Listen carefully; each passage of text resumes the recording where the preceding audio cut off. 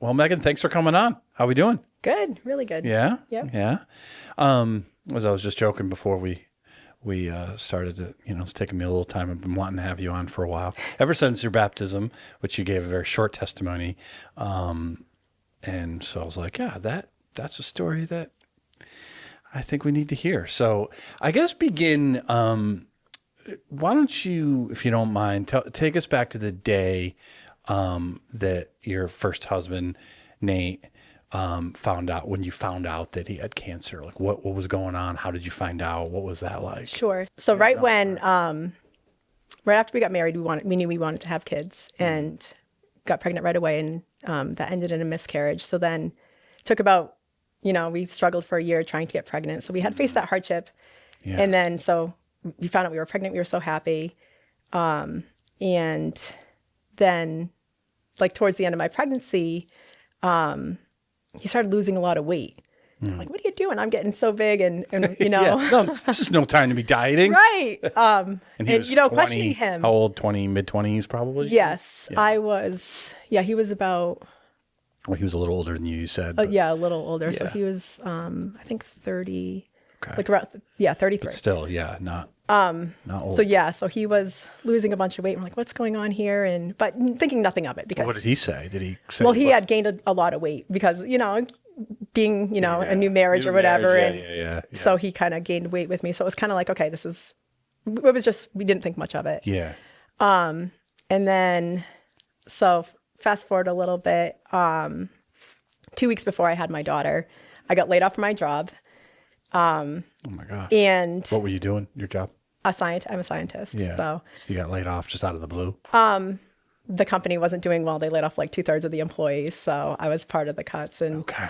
But I thought, okay, this is part of God's plan. I was nervous about having such a short maternity leave anyway. So I was excited, I get to be home more with my kid and that'll Right. be good. So, so I had my daughter and everything was fine. And then 3 months later, he was just feeling really bad and in excruciating pain. So we went to the ER and spent the day in the ER. And at the very end of the day, the doctor came and said, you need to speak to an oncologist. You have multiple large softball-sized tumors in your liver. So why was it just a regular routine, or he just wasn't feeling well? Did he went? He was in excruciating pain. Oh, so we went to the ER. Okay, gotcha. Yeah. Okay. And then they were like, so were you with him? I was 'Cause with you had him. brought him. And we were wondering the whole time, like, why aren't they coming to talk to us? And You were probably, what were you thinking, like appendicitis or like some kind of kidney, like you had done the kidney stones? Yeah, right. Like Yeah. just something. Yeah. But he hadn't been to the doctors ever when we had been, like, literally never been to the doctors the whole time we had been together. And so we leave with that, contact an oncologist. So I was like, okay. Contact an oncologist. Yeah, and they give a list of oncologists and didn't say anything, like they didn't know anything. But so that's how we found out. Oh my gosh, what was that like? Terrifying. So, Yeah. you go home and you start looking through the internet and seeing what does this mean. And luckily, my sister was working for an oncologist in Worcester. Oh, okay. So Wow. we knew who to contact right away. And it happened to be a colorectal oncologist. So we got in there, smooth and easy. And he was diagnosed with stage 4 colon cancer. So, Whew, man. What do you remember? What at that point in your life would you say where your faith was as far as? So I always, believed in God and everything. And, but we weren't going to church. Yeah. He was raised Catholic and, an altar boy and everything, and very much when he was younger going to church with his parents, but then he didn't go to church after high school. So we were kind of, I always knew God was with me, but wasn't like strongly practicing. Yeah. I wish I had been. That would have been helpful. But. Well, hey, God clearly did something in it, Yeah. Yeah. So what do you remember? Do you remember at that time thinking about like praying or anything like that? Yeah. I remember that coming home from the ER that day, and my mom had taken my daughter for the night. And I just remember like thinking, okay, he's he's going to die anytime. Like, this is it. And just praying, like, what, like, just so confused. Like, how can this be happening? What's your plan here? Is this, you know, and just thinking, okay, is this going to be a story of healing? And that's, you know, that's kind of where my mind went, that this is going to be, of course, he's, you know, we're so young. This isn't going to be it. Sure. Like, this can't be God's plan. So, Right. you know, trying to like guess God's plan and, you know, question, but not, you know, just hoping, I guess. Yeah. Well, I think that's a good thing to hope, right? Yeah. But how was he mentally? Was he similar to you, or was he a little bit more like realistic? Like, No, I would say I was more realistic. That was the initial, like, there was the hope, and that was my prayer. But he was 100% gonna live. 100% never. At least that's what came out of him. yep. And that's how he lived, was he's gonna beat this. It's, you know, he didn't want anyone to know that he had cancer. He didn't want to face it, and but just kept a wonderful attitude the whole time. Just acted like it didn't exist. Wow. So you saw the oncologist, and then they had a treatment plan for him? Yep. So every other week he'd go get, you know, he'd spend the day getting chemo, and then he'd come home with the medicine that would deliver the drug for another 48 hours or something. And then that would get removed. So. And did he lose hair and all that and everything, or did he? Well, luckily he was already going bald, so we had shaved his head, so that wasn't a concern. So there was no like outer appearance that he was sick. So he didn't. Did he tell parents, family, like? Yep, all the family, but really he didn't want it to be. Yeah. He didn't want people to know. He didn't want people to look at him like he was dying. So that's. Yeah. Not something that he like put out there. So the goal with chemo was to get to a point where the cancer was under control, that they could do a surgery and try to remove the cancer. So. So what was that, and how long? So was it 3 years that he battled that before he lost his life? Yep, a little over 3 years that Okay. So it was every other week he just went and did the chemo and just kept living life exactly the same as he had been. What was that like for you, though, that whole time period? So initially I wanted to go to church, and that's how I wanted to deal with it. I wanted to, okay, we need God. Like, this is what we need to do. So we started going to a Baptist church in Charlton, and I thought it was great. I was so excited that, you know, because I wanted to raise my kids in the church anyway, and that's something I planned to have for my life, you know. Right. So we started doing that, and he didn't want to. You know, looking back and reflecting on it, I think it was because he didn't want to face the feelings. He didn't want to, you know, think about dying and have to pray, even pray. I don't think he didn't want to do that. You know, he wanted to just pretend it didn't exist. Right. So I think so he was big into soccer, and soccer was on Sunday. So that's what he did. He just kept doing, Yeah. you know, getting his chemo for the week, and then going to work, and Yeah. he just wanted to keep status quo. It's a hobby too. It was an outlet for him. Yep. Yeah. Did you keep going to church, or was it hard without him? No, without him, I didn't go. Yeah. But what do you remember feeling? Like, was it up and down, or were you just like, no, I think he's good? Or was there a certain point where you're like, oh. No, you know, you read the statistics, and Yeah. I'm at first I was hopeful, but Yeah. I mean, after talking to the doctor for the first time, I was like, okay, this isn't just something that's gonna, I mean, maybe that's God's plan. God can do those things. Of course. So that was always, But it most could people happen. with stage 4 colon cancer don't make I mean, it. the statistics are just, it was like, okay, 1% chance that you live 5 years, or 4%. It was something ridiculously low that, but there was always the thought that it could, Yeah. but. Well, you got to. When the doctor told you those statistics, like, what was that like for you? Crushing, you know, it's just, Yeah. okay, well, now what does this mean? You know, how do you continue on knowing that? And, yeah. Your sister works for the oncologist. Yeah, she's actually a doctor now, but she was, At the time, at the time she was, yeah. so she was, when you told her, like, hey, we need to get in to see, this is what's going on, could you tell that she was like, oh, this is not good? Or was she trying, because I mean, she obviously was around it all the time, right? So she knew more about it than you did at the time. Yeah. So did you sense that from her? Or was she able to? I think we were on the same page. Yeah. You know, I just, honestly, it's so funny to think, because it's like, okay, as if I know God's plan. But, you know, my thought was, this is eventually, I thought that he'd, you know, beat the odds and live past 5 years, but eventually this was not gonna, Right. he wasn't Right. going to just, It would have to be a miracle. exactly. It would have to be an absolute Which can miracle. happen, but Right. to assume that's a little rough. Right. Yeah. Or not facing reality.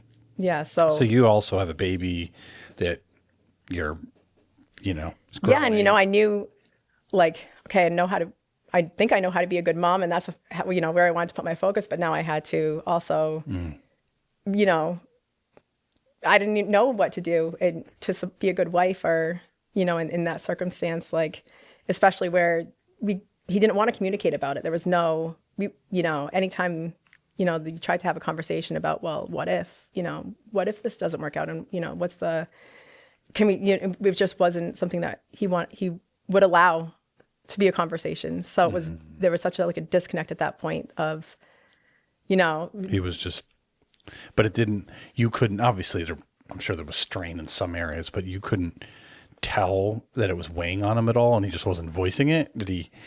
Because that seems amazing to me that he was able to, Oh, no, it was definitely, I mean, it was had to have been, right? terribly weighing on him. And Yeah. he was definitely very depressed, and, but never outside the house, never to anybody else. Yeah. But at home he was, you know, very depressed, and, but still didn't want to have those conversations. Even the conversation, not whether this isn't going to work out, but how are you feeling? Those types of conversations, like how's it going? How was that appointment?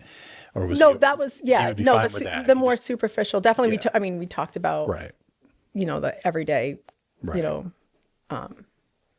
symptoms and everything that he was having, and how the treatment is, and that doctor, what did they right. do? We had all that those was going on. conversations. It was just like not, deeper, right. you know, conversations that really would have been helpful. I know. Those weren't had. Yeah. Yeah. Who did you talk to? Nobody. I mean, my mom, I guess. And I had a lot of conversations with God in my car, listening to worship music, you know, just, you know, what am I supposed to do here? So. Yeah, this isn't supposed to be, you don't think in your 20s, 30s that, you know, it happens, but Right. it's not. You just never think. It's not like you're in your 70s or 80s. You're like, well, you know, this is going to happen at some point. Yeah, right? Most it's likely. funny because we had bought a house, you know, right before. And one of the conversations was, oh, should we get life insurance? And he had brought it up. And I'm like, we can worry about that later. You know, we're so young. That's nothing we need to think about. And that might have helped. But yeah, you look back and, oh, that was dumb. But I Yeah. mean, no, it's totally understandable why we're Right. like, we're already trying to buy a house and, you know, and, Yep. and it's, you know, I'm sure a lot of young couples, and you don't really want to think about it. Exactly. It's not. Wasn't even in our wavelength. Yeah. Yep. Yeah. So a lot of conversations with God in the car. What were those like?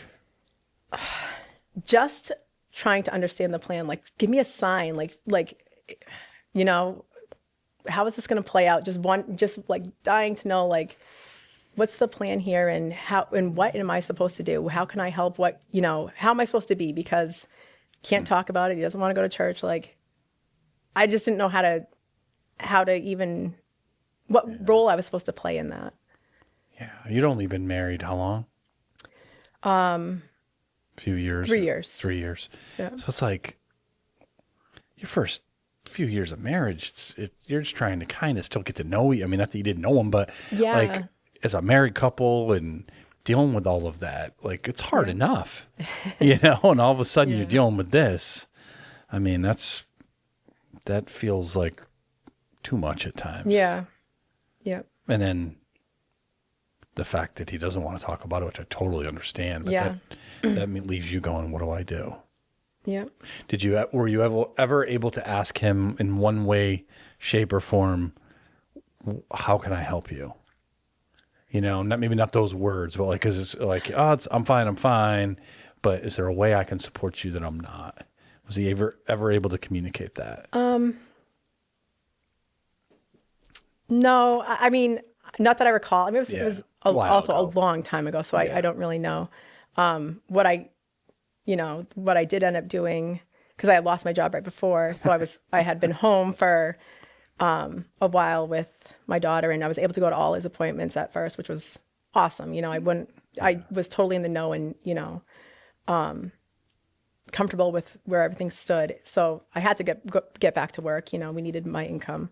So I found a job that had great health insurance. And that's what, I knew that this place had really good health insurance and that he would be able to get every treatment and not get, not have the health insurance company say he can't have that. So right. I felt like, okay, that's a way I can support here. Yeah, for sure. But that Still was feels absolutely terrible because that was, too many hours and took away from, but, I had to work. So.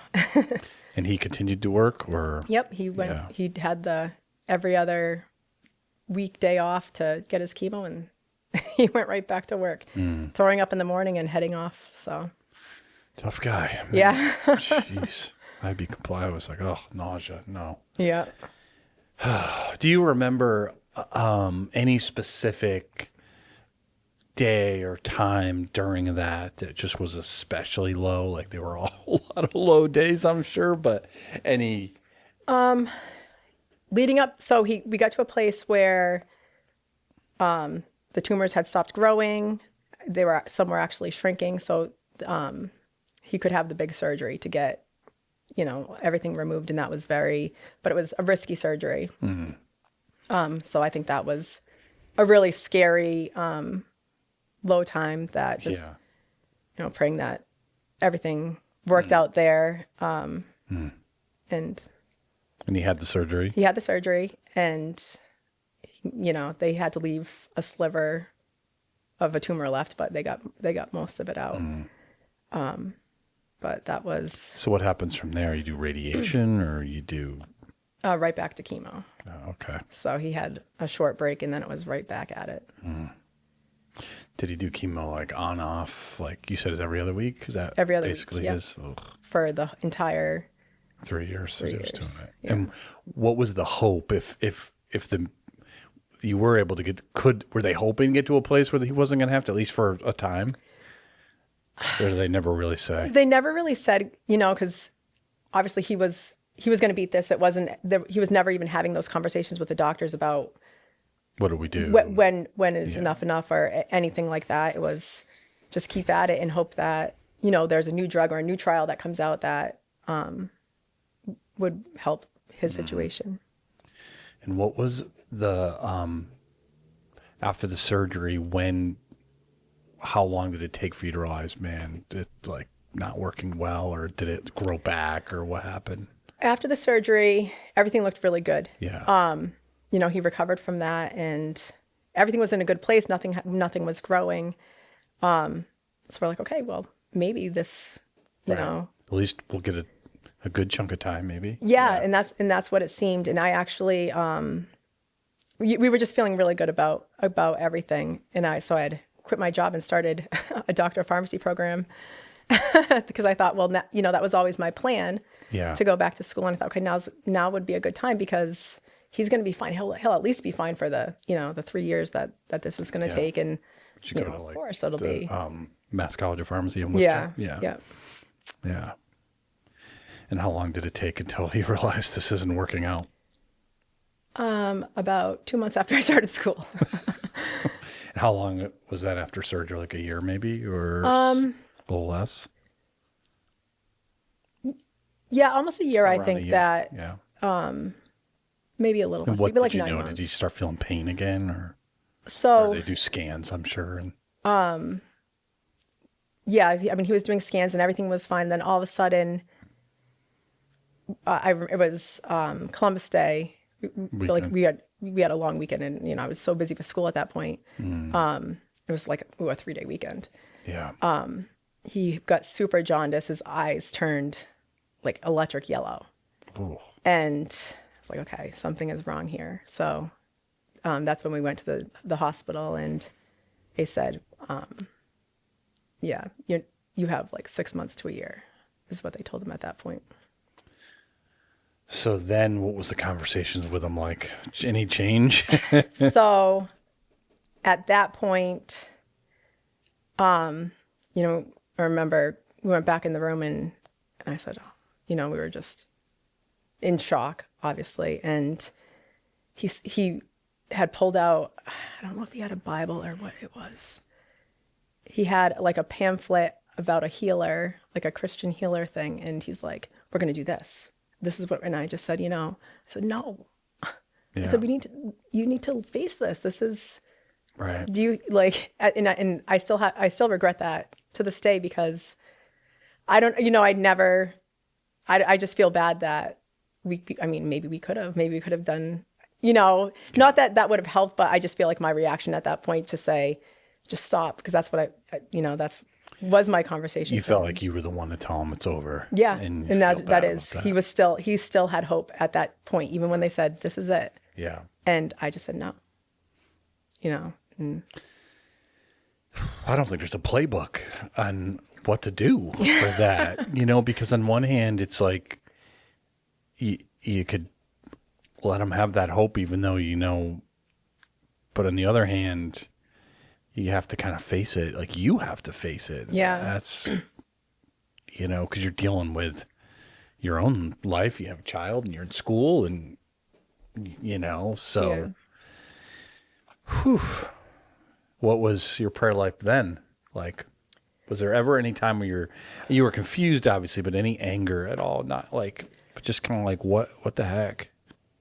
Yeah. Yeah. There was, I mean, definitely some anger, like, why is this happening? You know, I guess it was more confusion, but just like pleading, like, what?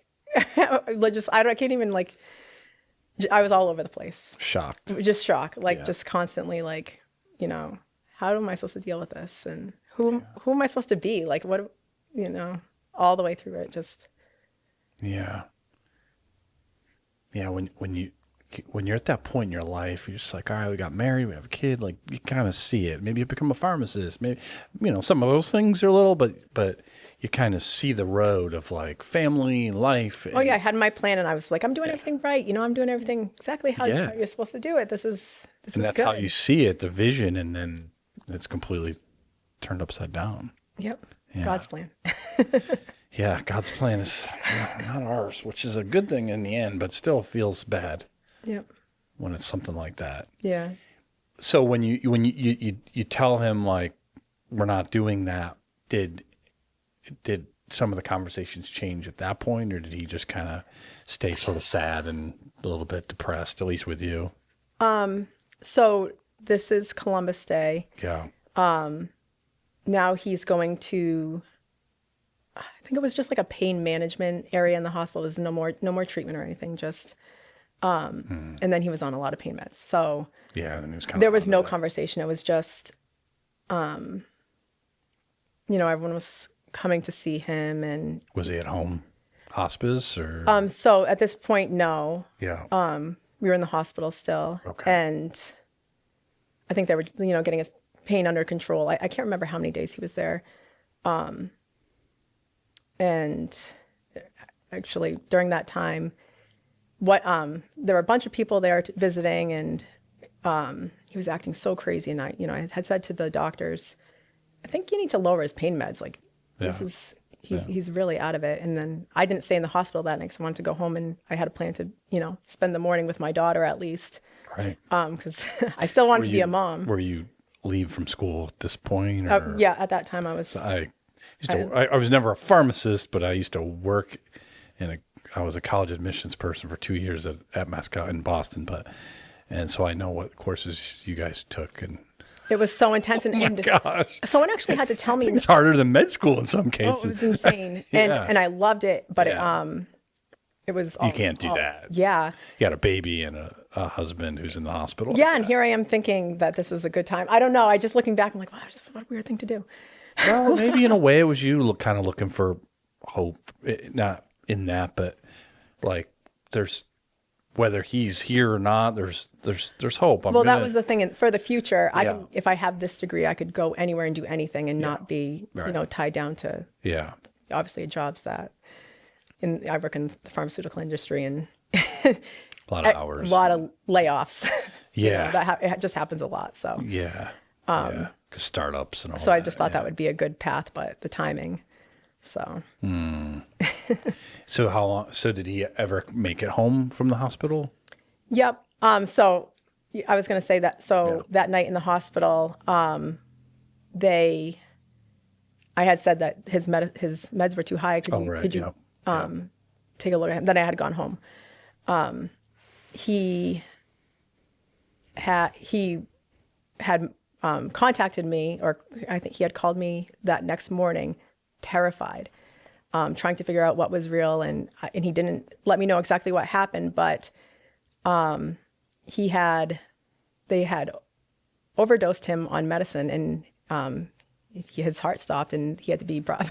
Holy smokes. Yeah, so he had to be resuscitated, and the Narcan and everything. Yep. So I think How often does something like that happen? I don't know, and I don't it was either. I went back and I just said, I had told you guys that something was off. What happened here? And he was terrified. So I think I don't know what kind of experience. I can only imagine he had some kind of demonic, he didn't. I wish he had told me because he was trying to piece together. When his heart stopped, something happened that terrified him. Yeah. So he was contacting everyone who was there and trying to figure out, okay, what was real and what wasn't from whatever vision he had or whatever But he experience. didn't really describe the vision for you? No. No. And at the time, you're probably like, I don't want to know. Yeah. Maybe now you do, but So he was very, very distraught after that. wow. And they got the meds right after that, and no more of that, or Yeah. So shortly after he was sent home on hospice. yeah. And it was just morphine, pretty much. Lots of. Was he with it at home, or was he pretty much Not ever fully. sleeping a lot? Yeah. And he was, so he got sent home right around Thanksgiving. I remember, everyone was over the house at Thanksgiving time, and he was hardly with it, and we thought it was going to be really close. And then he came back to, it was lots of weird things, talking to people people that weren't there in the corner and just so stuff. Just medicated. really.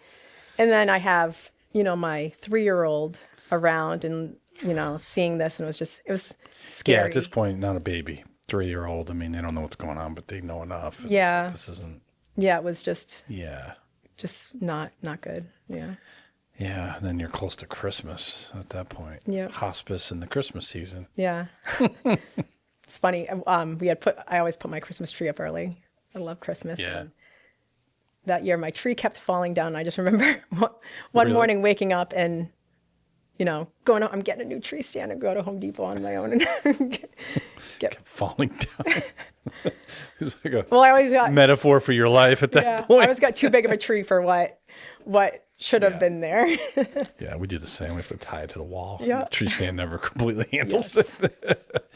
Yeah, so I mean that's rough. Your Christmas season and you're dealing with that. Mm-hmm. Man, on one level, it's a distraction, I guess. But did you have people over helping? Like, what was that like? Yeah. So Parents and we came home right before Thanksgiving, and there was just constantly people around. It was, pretty much any day. He was just so out of it that yeah. people were just in and out of the house all the time at that point. How long was he on hospice for? Not long. Yeah. So pretty much Columbus Day, they gave us the news. It was right around that time. And then he died December 13th. Okay. Yeah. Ugh. And was it sort of like a vigil at the end with his family and you, like kind of sitting around, or was it kind of more sudden than that? So before any of that, he actually had his brother, who he has 5 sisters and an older brother. So he wasn't that close with his brother, but and he lived further away, but he was very, you know, very good Catholic, and Yeah. so he made sure like the priest came to the house, and so that was an important part of the story because that brought him so much peace. Oh, did it? Yeah. He, you know, they did a lot of praying, and you know, all the Catholic things. Yeah, the last rites type thing. And you know, he definitely had a sense of peace at that point. What were you going through during that time, though? You're watching all this happen. Like An outsider to it, just because it wasn't my comfort. It wasn't. I mean, obviously, son of God, but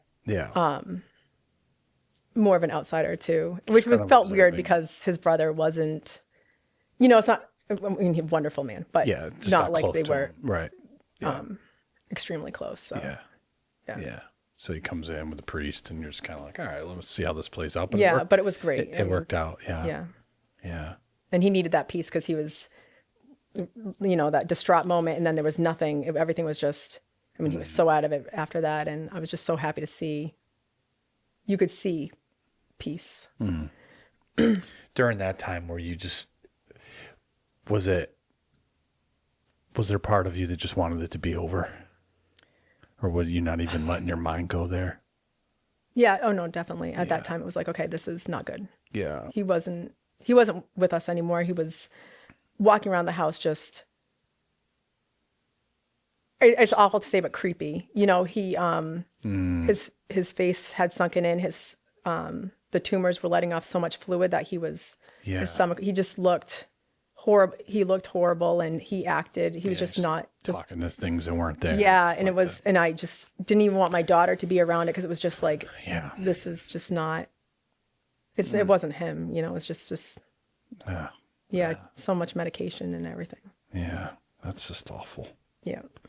So it's like you're battling that emotion where you're like, you love him and you, but you're like, this isn't him really anymore. And it's like, ugh. Yeah. Yeah. So when he did die, there must have been some sense of relief, but now there's also grief, right? Yeah. So it was later on it was December 13th. It was a Friday the 13th. You know, you always, not that I ever. No, I know, anything, but it's still weird. Those feelings that like, you know, it just felt like, okay. And he had been laying in bed and not really functioning at all. And I had gone to check on him. I was, you know, downstairs with my mom and daughter and some other people. And I went up to check on him, and he got up, and he hadn't been. And he said, I have to go. And I thought he meant he had to go to the bathroom, you know? Right. And he was like, you know, I was trying to get like the thing to help him walk to the bathroom or whatever. And he was like trying to give me a hug or, you know, wrap his arms around me. And then he laid back down and died. Wow. Yep. That's amazing. Yeah. I've heard a lot of stories like that, though. Yeah, you do. And it's just, I feel like so blessed to have that, just because that was the piece of, he knew he was going to go and he wasn't scared. You know, it was like something, he worked something out. Yeah. And he just had that peace, like you said. Yeah, because not always a moment where they're lucid, but often, like I've heard of stories, even been there, where they're completely out of it for like 2 days, and all of a sudden, it's like they use their last bit of energy to look around or to say something, and it's just that he stood up and and then died. just laid That's right back not very normal. Yeah, but it's like there's so much that we don't know about what goes on in our brains and then our soul, and it's just like with all of that, you know, like there's been people who are like, I was a vigil for somebody, and then for so long, and I left to go shower or whatever, and that's when he, you know, and they'd be disappointed, and I'm like, I think that sometimes some people do that on purpose. They don't want you to be there, and I don't know how they can necessarily, they don't control it, but there's something there that I don't think anybody can really describe. But what a blessing that you was, I'm sure awful it was, but it was also a real blessing to kind of be able to say goodbye. Yeah, and Not even that I said goodbye, because Right. I You didn't didn't know really that's know. what But was looking happening. back, But looking he was back, saying it was, goodbye to you. it was right, and it was a comfort that he wasn't afraid. Yeah. You know, so I just felt like, okay, he's going to the, you know, Yeah. I could always look back at that and say he went to the right place. Like Yeah. he, you know, he did have faith, and Yeah. and I know that he's with God. So Yeah. Well, you wonder that near-death experience, if that sort of did something to him too, to like push him towards the absolutely Lord. think, and he always had faith. It's not, Yeah, yeah. you know, Yeah. but I think that definitely pushed him in the right direction for, Yeah, right. yeah. And I just wish I knew what that I he know. had seen. I would just, Well, someday. yeah. So the aftermath of that was funeral and all that stuff. What was that like? It's hard to say. I think, so he was very close with his sisters, Yeah. having them all around, and them, you know, they had actually lost their father at the same age. Nate died when he was 36. Their dad died when he was 30, when he was 36. Cancer or No, heart? he had something else. Okay. They don't really know. It was, you a know, while ago. Yeah.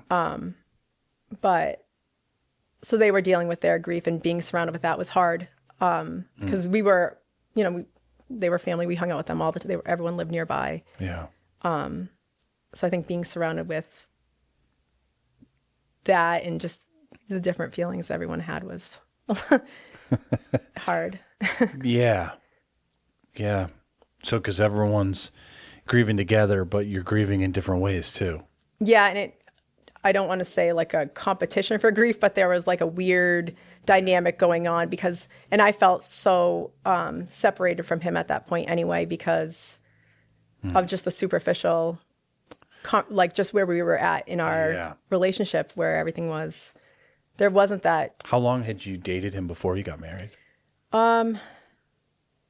Like 3 years. Okay. Yeah. So, like we said before, you never had the opportunity to, you love him, you're close, you're married, but like it takes time in a marriage to grow that depth that I'm sure you would have, but you never really had that chance. Yeah. So that makes sense. And you have sisters who knew him all their life, Right. 5 of them. 5 of them. And they're wonderful, but yes. I'm sure. 5 sisters. He was the baby, and they, you know, helped take care of him and everything. So it was Yeah. wonderful. Yeah. And that's, you know, everybody's got a different personality, and good, it's fine, but it's, I could see where that was probably a lot, you Yeah. know. And his mother was still alive at that time? Mm-hmm. Yeah. And so you're planning a funeral, but you probably just were like, I don't know. Yeah, so she kind of took the forefront. Yeah. She already had like we didn't talk about anything when know. it came to Yeah. a funeral or anything. So she already had like a plot next to his father. So, you know, she did a lot of that for funerals. She planned a lot of the funeral stuff. Well, that's good, because that's a hard thing to do. And Yeah, I'm very thankful that yeah. she was able to do that. So what did you do at that point? Did you stay in your house because you were working again, or were you? So I wasn't working. Okay. Because I was in school. So Right. so I had just me and my kid, and and you know, my mom was always around. Yeah. But so Nate's brother, the Catholic, Yep. had said, come down to, he lived near Washington, D.C. Okay. and stay with us. They have 10 kids and then adopted some from Ethiopia. Wow. So 10 you know, kids. Wow. yeah. So lots of fun. They homeschooled them all and everything. So Near DC? You think it sounds like they're in like Arkansas or something. yeah. Yeah, he actually worked for the government. So, like, he was a Virginia, JAG maybe? lawyer and everything. So, Yeah. Yeah. Wow. Yep. So Did you ever make that move, or? yeah, they said, you know, they offered, you know, come down and stay with us. And I did, because, you know, where I wasn't, I didn't have anything to do with my time, and I found myself, being depressed and having my 3-year-old, Yeah. are you okay, mommy? And everything else. And I thought, well, at least I know she'll be surrounded by fun and be surrounded by all Right. those If I kids. can't do it for her, someone else will. Right. So I think that was Distractions everywhere with all that. exactly all the just kids. throw her in with the kids, and we wouldn't be a burden because they already had so much. Yeah. So. What's a couple more? Right. When you said you're depressed, which is obviously why wouldn't you be? What was that like? I mean, I know it's been a little while, and like what? When you say that, what kind of effects did that take on? So at first, I was like, so Nate's mother had told me a story of when her husband died. Mm-hmm. He had come back to her and given her a hug, like after he died or whatever. Okay. So, and I thought, well, gosh, I didn't want Nate to be gone. So that's where my mind went first. Like I was looking for him still here, so then I was, every night finding myself reading people's blogs about signs that their loved ones were still around. And so that brought me to having sleep paralysis experiences, which, knowing what that is now, but the most terrifying thing I've ever experienced in my life. But thinking, and this was shortly after he died, thinking, okay, this is him here. I could like kind of sense a presence in the room. And I thought, okay, I'm afraid, but yeah, I want this. I want you to be here, and this is going on. And I just remember the most terrifying feeling. And, I had told my mom about it, and she said, I don't think that that would be. Why do you think reading, like you said, I was reading the blogs or whatever you were reading led to that, because that's what I was looking for. I didn't want to accept that he was gone. Like while you were sleeping, him to come. I just wanted him to be around. So I was looking for him in like any sign that he was still around. Okay. Which is, I mean, So I'm a Christian. I had faith, but I didn't, I don't know, like, I wish I had the faith that I do now then, because that was just a dark place to go. But yeah, that was my first obsession. So then the sleep paralysis, that's where like you feel like you're waking up and you can't move, right? yeah. So I mean, I looked into other people's experiences of that, and that's what it was called. But it was definitely like a demonic presence in the room is what it was like. It happened that one night. Then I told my mom about it. It happened again, and I was like, I don't want this. This is scary. And then I just prayed and prayed and prayed, like, okay, I said the Lord's Prayer over and over and over again, like, go away. Yeah. I wonder why. I'm just wondering why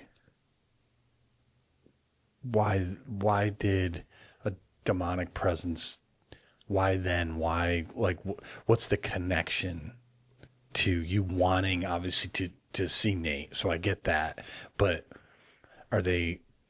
is it an opportunity to pray? I don't know. It's like, well, that's, thinking back on it, it's like I was like letting it in. Like, okay, I'm a Christian and I believe in heaven, but I'm thinking he's still here. Like, you know what I mean? Like looking back at it, that's what I've come to think, like, because why, right. Same thing. I'm thinking, why did that happen? That was such a weird and terrifying, just feeling like something's hovering above me, like in my face, and just, I could feel the pressure and just, can't do anything to make it stop. It was very scary. Yeah. Only the 2 times. Mm-hmm. After that, you're like, I don't want this anymore. I'm good. Yeah. After that, then I had my hug with Nate. That's it. Yeah. I turned to like, okay, what do I believe here? Goodness, that's where my head shifted. Well, it makes me wonder, you might know this better just because you've maybe been in circles with other people who've experienced this, but I wonder if it's not just inviting, but it's an easy, some people don't react the way you did and terrified, I don't want this, but actually, even though it's scary, somehow embrace it. And that's what I tried to do the first time. Yeah. I was trying to not be afraid, and because that, right. like, hey, if this is you, then that is what I wanted. And right. but I couldn't imagine it was, I mean, I can still feel every feeling from that, you know, if I hadn't thought about it for so long, and then thinking about doing the podcast and thinking about that, and I could feel it all over again. It's so scary. Sorry about that. Yeah. First person excuse me of being, no, I it's fascinating, terrifying and awful, but it is fascinating to just think and it's like the people at their lowest point are so vulnerable, and that's how cruel the enemy is. And that's what I think. Yeah, Zero absolutely. compassion at all. Yeah. Zero, like, you know what? Here's the I'll opportunity. attack her later. Yeah. Let me come right now when she's like at her lowest point. Yeah. Because she won't even be thinking logically. She'll just, Right. you know. So you were quickly to say, all right. Yeah. And so what do I believe here? Did that lead you to be a little bit more like, all right, like, what do I believe? Where is my faith? Exactly. So then I wanted to read everything I could about heaven. So, you know, go to the Bible, and Yeah. I wasn't satisfied with, you know, the picture I was getting. I, you know, Yeah. grew up, heaven's a wonderful place, you know, all the good things. But really what, you know, so then I turned to reading people's experience, near-death experiences. And I obsessively read everyone's story I could get my hands on. Just, you know, trying to get this picture of, you know, what's God like, what's heaven like, and from people, which again, silly, but that's where I was at. There's a pastor I once heard called them heaven tourism books. And some of them seem a little more legit than others, right? I mean, some stories are. Some are pretty amazing, and some are like, Yeah. okay. I mean, there's definitely some good stories out there. And, Yeah. And then, so I mean, that was something that I did like obsessively. That's probably pretty common. So that, you know, my kid was being taken care of with all the kids, and I But was. while you're in Virginia. Yeah. And that was. Were you going, I mean, obviously they're Catholic. What were you going to church at all yourself, or? So I started going to the Catholic Church. Okay. And, you know, got a lot of comfort Sure. going and doing that. I started going to the Catholic Church near us. I got my daughter baptized Catholic at that time. And, you know, just found that to be comforting, and that's. Plus you're going with the whole family. Goodness, a whole family. Yeah, And, you know, it just felt like, okay, they're doing the right thing, and everything's, and this is how I want to raise my daughter. And I just felt like this is good, you know, when I'm with It was these really people, it's kind good. of him to do that. Incredible. And I really needed it. I think getting out of my situation and just being surrounded by, I mean, kids anyway. I just, you know, it's just so much joy and fun. It's hard to be too depressed when you're around a bunch of kids. Especially that many. It's like a football team. Oh, yeah. It's great. Yeah. How long were you out there or down there? So I went, I can't remember exactly how long. I feel like I stayed for a few weeks, maybe a month. And I went back a couple times. Yeah. To, Yeah. you know, But you made your way back. Did you get your own place here? Did you move in with your mom, or what did you do? So, we had our house, and then, my mom and dad wanted to, you know, downsize. So we're like, oh, well, you know, we'll take your house. So however the market was, we ended up selling our house, and we're, you know, taking over their house, but hadn't like switched into our names, whatever. So we were kind of, they had an in-law apartment in the basement. Okay. So we were already living together, which, you know, was so helpful for me. And my parents helped me a lot during that time. So. I'm sure you needed that. Yeah. That's to do that by yourself, especially going through what you're going through. Yeah. Yeah. Wow. And so you, when you were here, did you find a Catholic church? You're like, I'm Catholic now, or did you? Yeah. So I can't remember at what point we started going. We did go to church when he was alive too, not like religiously, but we went to the Catholic church a few times. So I was going to that, that Catholic church. Yeah. Okay. For a while. And, what was the grief process like in those next couple of years? Was it actually like a systematic process, like some say, or was it more up and down? I think, so I was, reading the near-death experiences. All of a sudden I got a sense of enough, and I just had a sense of peace. And, I felt, okay, he's in heaven. He's good. What am I sad about? Am I sad for myself? Am I, do I feel bad for me? Like, Right. move on. Like, I'm this left is here. ridiculous. Like, and, so I had that mindset for a while, and just gosh, what else matters here? I was all 100% just like full of, wow, this world is so good. God is so good, that we have heaven, we have hope. And that's, I just had, was full of joy really for a long time.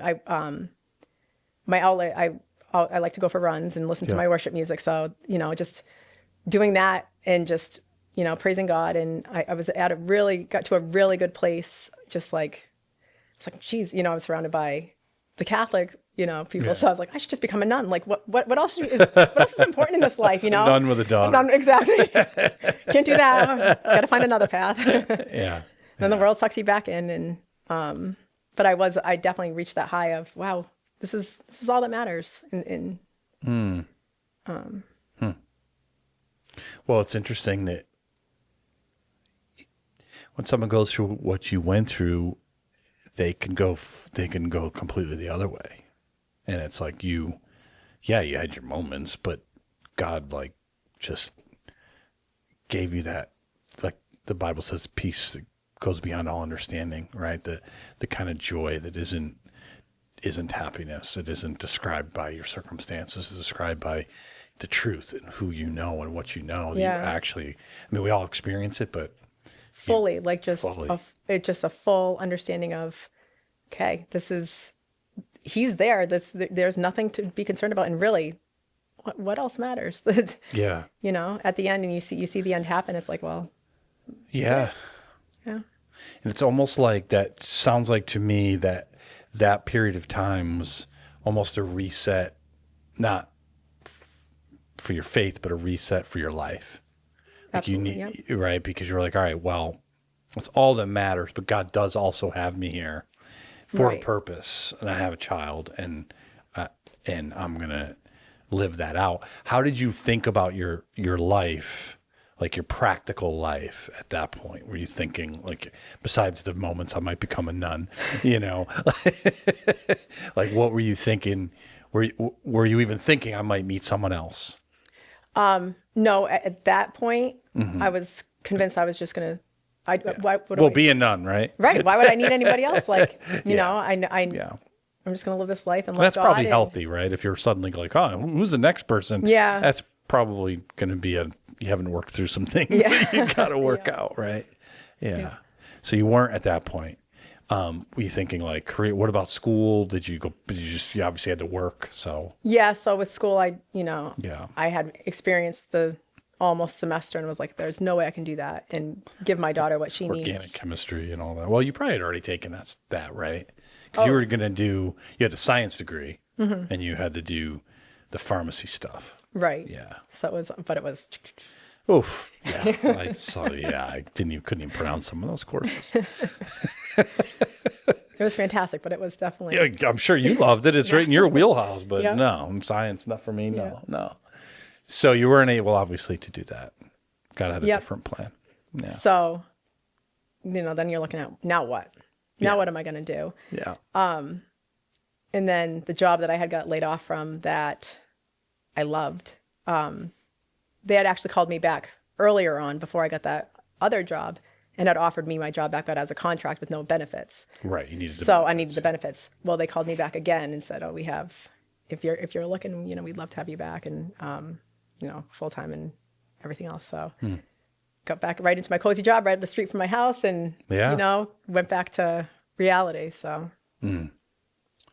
And did you have, because you had kind of had a little bit of a faith high with this is all there is, right? Did it, like you said, to go back to life, did it kind of wane, not your faith, but like just. Oh, yeah. Yeah. Because, now you have to live real life and, it sucks you right back into the things that don't matter but matter, Right. So. Yeah. Yeah. Yeah. And so then you met your current husband. Yep. How did that happen? Met online, Like a dating website. Yeah. Yep. So there obviously was a point where you're like, I am ready to meet someone. Otherwise you wouldn't have done that. Right. Yeah. And so what was that catalyst? Just like, hey, do you remember? I had got through the year of firsts of everything, and I think that was important. And then, looking at what I want for my life, I wanted to have more kids. Yeah. I didn't want to be alone. I didn't want to, Yeah. The whole nun idea didn't seem. that wasn't for me. No, I already had a kid. That's just not really going to work. Yeah. Yeah. So yeah, I just reached a point where, okay, what do I want for my future? And, I wanted a family again. So. Yeah. And was it right away, or did you have other dates with other people, or was it? Oh yeah, that was something. Is that a whole nother episode of Faith in the Struggle? Oh my gosh, no, it's not not worth talking about. Oh my gosh. If you don't have to online date. I mean, I met Jake, so obviously it was Well, worth it. it's funny because I often, because, I met Heather in high school long before online existed of any sort. And you think about it, like, it kind of has a bad rap because of, I'm sure, some of your experiences. And it's like, can you really trust it? And it's the internet. But sometimes you think about it like it does help you to maybe match up with people with interests or like-minded before, you just meet someone randomly and they're like, hey, let's go out to dinner. You know nothing about them. And you find out like, yeah, I don't really, But it's bizarre because it's like shopping. Like, okay, what do I exactly? What am I looking for? And my first thought was a strong Christian husband and or partner, and but then what's out there, and who's reaching out, and okay, what are you willing to? Especially in the pseudo-Christian world. Yeah, oh, boy. exactly. Yeah. So. Yeah. Yeah. Yeah. Well, eventually Jake came around, right? Yep. He did. And so when you met him and things started getting serious, like what was that? Obviously there was so much good in that, but was it weird too, like, because you'd lost your first husband and now you're obviously moving towards it, not weird, it's the wrong word, but was it awkward for you? Were you at times like feeling like I shouldn't do this, or was it always like, no, God's got this? No, I didn't feel like I shouldn't. Yeah, no weird guilt feelings or anything like that. I didn't have guilt. Yeah, I think. No, I feel like it was the right time, and it was. I always knew I wanted to have more kids, and I just think that. And you definitely started doing that. Right? Yeah. Yeah. That's good. Yeah. So. Yeah. Well, you can speak to someone who might watch this and is going through it, or, whatever it is, a really, really tragic, awful season in life. Loss is a big one, but it could be something else too. And you just kind of want to pack it in, not necessarily like hurt yourself, but you know what I mean? Just like forget it. And you walked through that, and now I'm not saying it's perfect, but God has really blessed you. And so you can say like, hey, to that person, it's worth walking through that grief or that thing you're walking through, that testimony for you to be able to say God does have a plan here and it is good. Yeah. Yeah. And that's I'm sure when you were in the throes of it, there was times where you're like, this is it. This isn't going to work out. Yeah. Yeah, definitely. I think, I think I like knew, okay, God has to turn this for good, because why else would this be happening? And then I can remember one time, a girl that I had gone to high school with, her husband died. Oh. And I thought, okay, well, this is my chance. I can do some good here. And I reached out to her, and she didn't message me back. And and I felt like, then I got the feelings of, well, who do I think I am? Like, trying to turn that. And I think that's, Not everybody's ready. Yeah. And yeah, no, no hurt feelings towards her or No. anything. Just felt like, That could have been my opportunity. yeah, I just wanted, wanted some kind of opportunity to turn, to make this make sense, make it. Yeah. Well, I'm sure there's going to be many opportunities, and so now you've had the opportunity to actually experience marriage that's like not dealing with cancer and probable death. That's probably been pretty nice, huh? Yeah. Because that's such a, obviously your relationship is not going to go great when you're going through that into the first time that early. I'm not saying it was bad. It's just, you don't have a chance to, you're just all of a sudden you have this huge thing. Yeah. There was no chance for a deeper connection there. Yeah. Yeah. It was just not at all what you picture a marriage to be, because, Right. those even conversations that other people might have, we weren't having. So just a very disconnected. So your friend who didn't, obviously didn't text you back, and that's fine. But what if she had, or what if someone came to you and said, "Hey, I just lost, lost somebody, husband, whatever.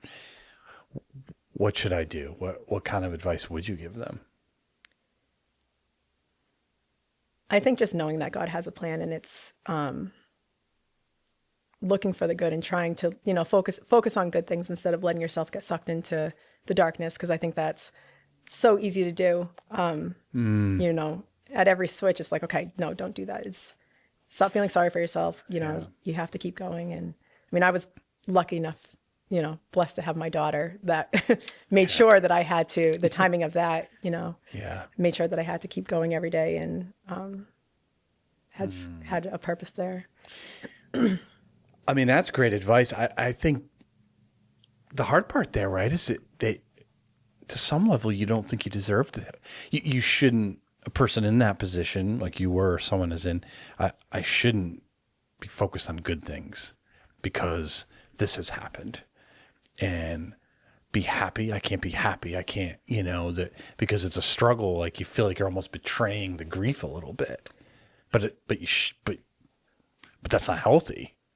Yeah, I think I got that sense of peace, and I had none of those feelings. Yeah, none of that after that. I was, I just thought, okay, now I have to make sure that I'm good because he's good. I know he's good. He's happy. Right. Now I'm the one that has to keep going. Right. So I have a daughter, got a life to live here. Let's do this. Yeah. Huh. Do you remember anything specific that someone said to you or did for you that was really impactful and helpful? I mean, I'm sure there's a lot of people. You had your parents and and obviously his brother who invited you to come live with them. I think that's the biggest thing. The help that I had with my daughter because there was so much guilt there. Every time I would, be feeling down, and just having, having your 3-year-old look at you and say, "Oh, are you okay, mommy?" It's just like, there was such a hard, just the guilt, and I just wanted her to be okay.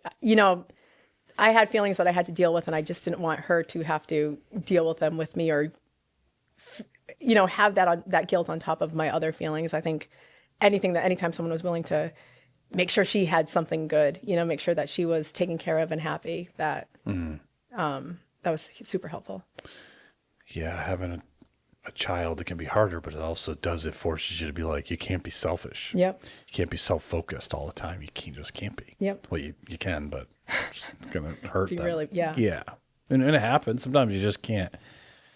People just can't get past it, and someone else has to step in. But you were like, no, this is, And that was a big reason for me taking it. I mean, I'm not the type of person to say, I'll go hang out and, I didn't know them that well. Yeah. I mean, that's not so outside my character because I'm, I like to be self-sufficient and everything, but I needed that help. I needed that help for my daughter so that, we weren't falling into this, bad routine. Well, I mean, it's good advice for someone to just like, just do it. If you think someone's offering help and it could be helpful, do it.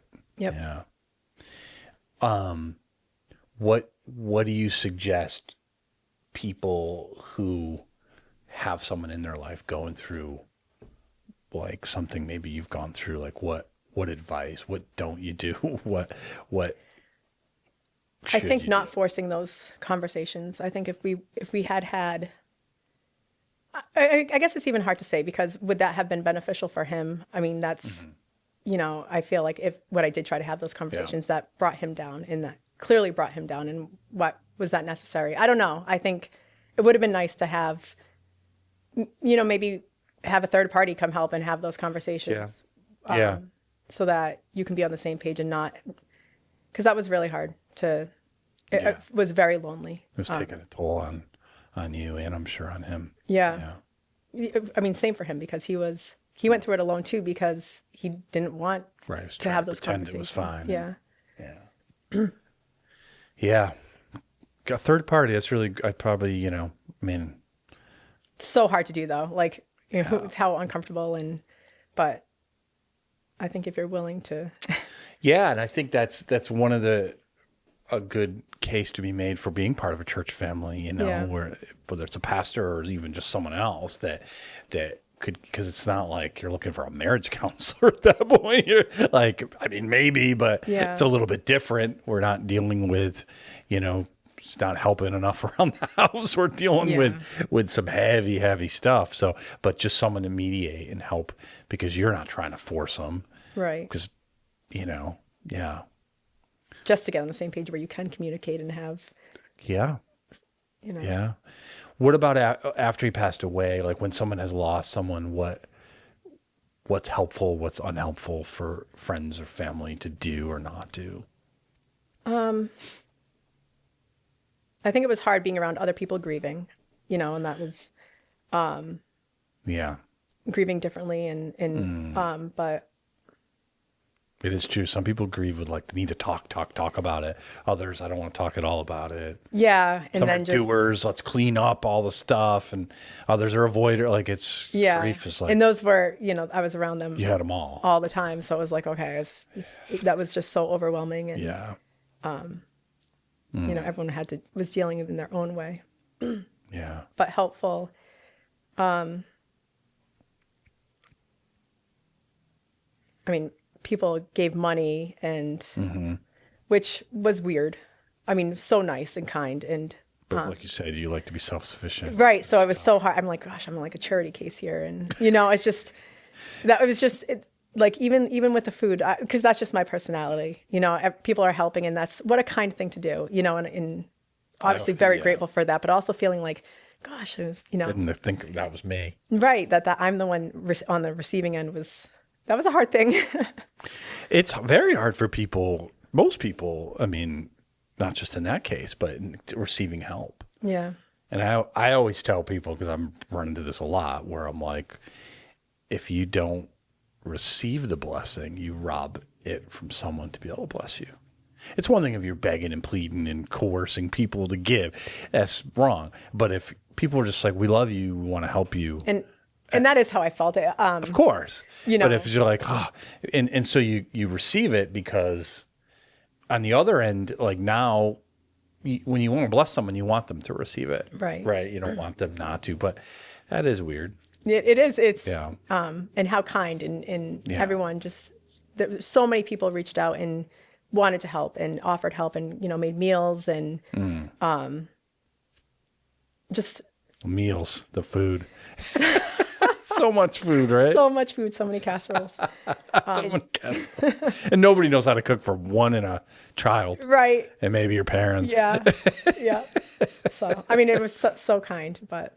I remember when my mom died, I was over my dad's house, and a neighbor brought over a Jell-O tray, like a giant sheet of Jell-O, and my dad was like, "Oh, thanks," and he literally just went to the garbage, and it like slid off the tray. My wife was upset. She's like, "I wanted some of that." I'm like, it's not my dad's thing. He doesn't want any Jell-O." But yeah, it's because people don't know what to do, so cook a meal. Yep. And any kind gesture is really just showing that you care, I think. Yeah. Even the cards, getting the cards afterwards and reading those, and just how nice that people made the effort to show that they care. And yeah, people, it's hard to know what to do, because you unless you've been through it, you're like, okay, do they want me to pretend this didn't happen? And I don't think you want that. No. But at the same time, forcing you to say how you feel all the time, that's probably not very helpful. Yeah. Yeah. Most people, it seems like the common answer I get is just be there. And that might be in a card or a meal or just, hey, let's go out to lunch, or let's, just knowing you're not going through it alone Yeah. is the biggest key. And it sounds like when you're that young and that happens, it's just so obvious to people how awful that is. So that usually you get almost too much. Like it's like an abundance of like, okay. Yeah. Yep. Yeah. But did you find that there was a moment, because you made your peace like a year after, did you find there was a period of time where like that stopped? Not necessarily from like your closest family, but like there was like an overwhelming, and then it was like, okay, the world's moved on, and you're like, Yeah, I think probably like 6 months in, or I don't know. I had gone away. oh right, Virginia. And then when I came back, I was like, oh, everyone's back to their life, and I didn't have a job, and I'm, coming back to, okay, now what? Everyone was back doing life, and Yeah, I always recommend to people like try to check in on people, even if it's 6 months later. It doesn't mean every day or anything, but just like, how's it going? Yeah. And I'm not saying people didn't do that, but a lot of times, especially in the fast, busy culture we live in the media driven, where everything's so fast, movies, everything 2 hours, and now you're, where your life is now should be 2 hours. You went from that to, Yeah. that's not how the real world works. So to check in and not, because I always warn people that's I think the hardest part is when the world starts spinning again. Yeah. You don't really feel like it should. Yeah, definitely. Yeah. And that's when I went back and said, okay, go back to happy place with all the kids and the Catholic not church ready. and everything. Wasn't ready. Right. And that's exactly what I did. That's exactly how I felt. Well, I'm not ready to just jump back into it. So. Yeah. So now looking not completely back, because there's a lot more life to live, but what do you think God was doing in this? I think just my faith grew tremendously. My younger brother died when he was 30. So what was that, 2019? Oh my gosh. Yeah. So I just had a totally different outlook. It was even hard to be sad because I was just like, he's with God. And how can we, like, I was sad for us, but not, I feel like I just was like so happy that he gets to be with God. It's like, this world is hard and I think that outlook of just absolutely knowing that he's good, he's okay, we'll keep going. And, obviously my mom and dad, feeling really sad for them because that was, really hard. But yeah, I think having that outlook, just knowing that we go to a better place and just having that comfort. Man, that's a lot though. Let's hope you have a good season here, Well, I'm in a really good season right now, and my whole outlook of this is not my plan. I just know God. I'm living in God's plan, and just please don't put another big, just your my plan, kids. But... Like, can we just make sure that my kids are good? Can that not be part of it? Yeah, because like you were just saying, your parents doesn't matter. Doesn't matter how old they are. It's losing a child feels like it shouldn't happen. Yep. Yeah. Yeah, no, that's the thing I've said to the Lord. I know that you've promised that I could go through anything, but feel like that's the one thing that I can't, I mean, and I think about it. I think about it every time. Like I feel like, oh my gosh, I'm so blessed. Like life is just so good right now. I'm just feeling so blessed. And I'm like, oh, please don't, please keep it. Like, don't try. Well, you do have a little PTSD. I mean, Yeah. Well, it's hard to not go to some dark places when you've been to dark places, yeah. But the outlet you have is God has this plan, and I don't want it to be anything like that, but hey. But he's always there, and you know. And like Jesus said, today is today. Let tomorrow's worries be tomorrow. Yeah. And today is awesome, and it has stresses and everything else, but it's also good. really awesome, Yeah. and just enjoy God's blessing, and let tomorrow worry about tomorrow. Yep. And it might even be more blessed, right? Let's hope so. Yeah. I do a whole lot less planning than I, Yeah, I used than to you always used have. to. Yeah. Yeah, you had the 10-year plan, and then now Oh, you're yeah. just like, Now that I say that at work, I'm like, no, I don't do that. now you're coaching girls softball, so you can't have much of a plan when you're doing Oh that. my gosh, no. Keep them alive and Yeah, happy. if they want to play with worms, it's okay. It's fun too. Yeah. Fishing's good. No, I really appreciate you coming on. I know that it's not an easy story to tell. I mean, none of these are, but you also have some perspective too, which I like talking to people in all different, I've talked to people who they very recently lost someone, so they're still going through that initial, which is helpful because they can remember things maybe that you've thankfully. I actually watched Yeah. someone that you did, and I was like, wow. Like I could Right. remember those. Just some of hearing those them feelings. talk about that. Wow, yeah. But they also don't have the perspective that you have yet. Right. Hope is they will. But they got to get there, and you've had time to get there. Yeah. And see the other side Yeah. and be like, all right, Yeah. God, we know He's good, and now I've experienced how good He really is. Yeah.